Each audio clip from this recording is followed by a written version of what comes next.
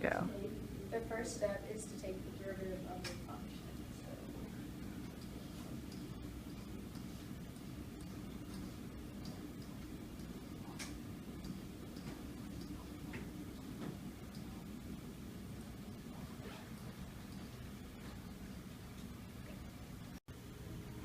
So what you do next is you're going to solve for x to find the critical numbers. So we're going to factor out a 3x, and we get x minus 1. And then you set that equal to 0, so you get x equals 0, and x equals 1, and those are your critical numbers.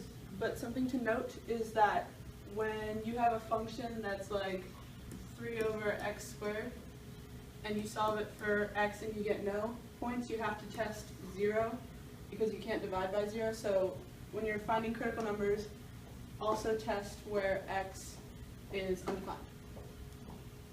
Which is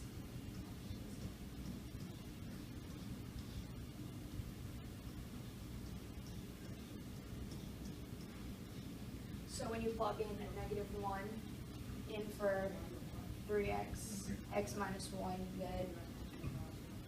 you get a positive number, so you get positive 6. So when the function is less than 0, it's positive, so the slope is increasing in the original function.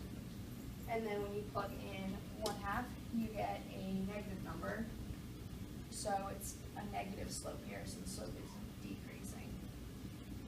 And when you plug in 2, you also get positive 6. So it is positive when the function is greater than 1 and the slope is increasing. Now when the problem says to state where it's increasing and decreasing, you take the increasing parts and you can say that when the function is less than 0 or from -infinity to 0, the function is increasing. So you just,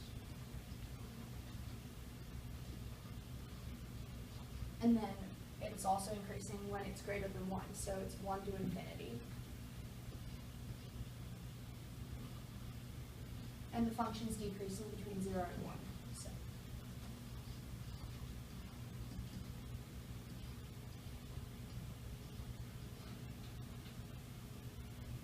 Increasing to decreasing. So that means we have a max at 0 when it's our x value, and in the opposite when we would have a min at 1 because the slope is going from negative to positive, which would look like that. So to find your actual values for the max and min, you plug your x values back into your original equation.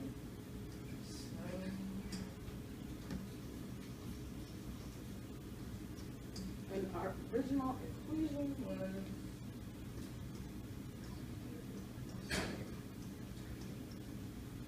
okay, so if we plug in 0, we find out 0 for x, we get 0 minus 0. So our maximum point is just 0, 0. Okay, so now that we know when it's increasing, decreasing, we can see it on here, we're going to find where we have a max, a maximum, and a minimum on our original graph. So since basically a maximum is defined by x is going from positive to a negative slope, so like if you had a graph like this is our maximum, it's going from a positive slope to a negative slope, you can see that there. And a minimum is just the opposite, it's going from a negative to a positive slope. So looking at our nice little line here, we can see that at 0, our slope goes from positive to negative, increasing to decreasing. So that means we have a max at 0 when it's our x value. And in the opposite, when we would have a min, so our maximum point is just 0, 0.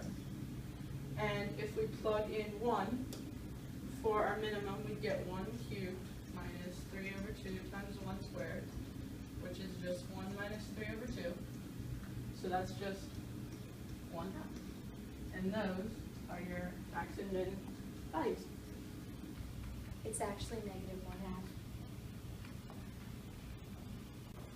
So after we have found the critical points at f prime of x, we know where the original function of just f of x is increasing and decreasing, and we know the critical points where it's relatively maximum and relative minimum. So we have a relative max at 0, 0, and a relative min at 1, negative 1/2. So we know that the function is increasing from negative infinity to 0. So you can draw that f of x will be increasing all the way up to this point. We know that it's also increasing from 1 to infinity, so this is increasing also.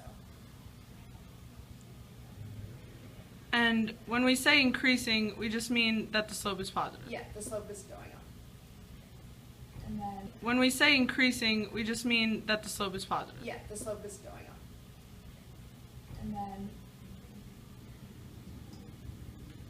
And then from 0 to 1, the slope is decreasing, so just draw that down. And this is the graph of f of x that you will found by the first derivative test.